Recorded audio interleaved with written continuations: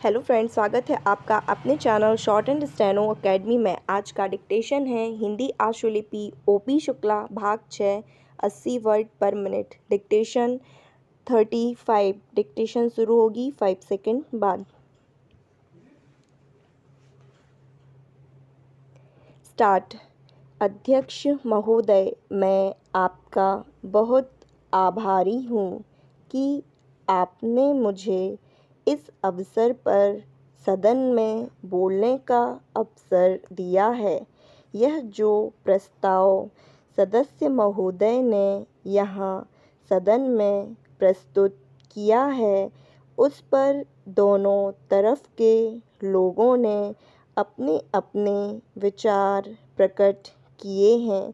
मुझे बहुत खुशी है कि आज दोनों तरफ के लोगों ने एक ही आवाज़ में इस प्रस्ताव का समर्थन किया है। शायद यह पहला अवसर है जब इस प्रस्ताव पर सभी सदस्यों ने अपनी सहमति प्रकट की है। मुझे इस बात का डर भी है कि यह जो प्रस्ताव है उसे मंत्री महोदय द्वारा स्वीकार कर लिया जाएगा और उसके बाद देश के किसानों को उनके अनाज का उचित मूल्य भी उनको दे दिया जाएगा। कुछ दिनों के बाद हम में से कई सदस्य आपत्ति करेंगे कि अनाज के भाव बढ़ गए हैं और देश की आम जनता परेशान है, इसलिए कीमतों को कम किया जाना चाहिए।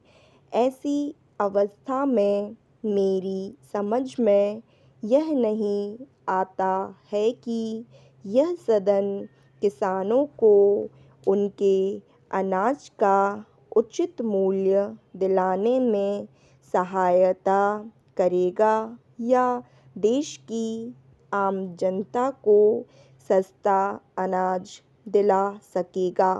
मैं समझता हूँ कि दोनों बातों को एक साथ करना बड़ा कठिन हो जाएगा। पैरा।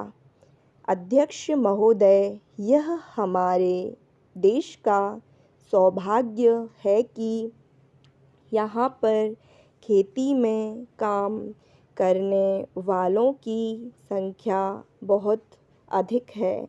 अभी कुछ समय पहले हमारे योजना मंत्री ने बताया है कि देश में बेरोजगारों की संख्या बहुत बढ़ रही है, जिन्हें हम खेती के काम में लगा सकते हैं। हमें ऐसा कोई काम नहीं करना चाहिए जिससे बेरोजगार लोग खेती के काम को छोड़कर शहरों की तरफ आना शुरू कर दें। मंत्री महोदय का कहने का अर्थ यह है कि हमें खेती में काम करने वाले किसानों को अधिक से अधिक सुविधाएं देनी होंगी, जिससे वे अच्छी तरह से अपने परिवार का पालन कर सकें और अपने बच्चों को भी पढ़ा सकें। एक समय था जब इस देश का किसान कर्ज में पैदा होता था, कर्ज में बड़ा होता था और कर्ज में ही मर जाता था। आज स्थिति वह नहीं रही।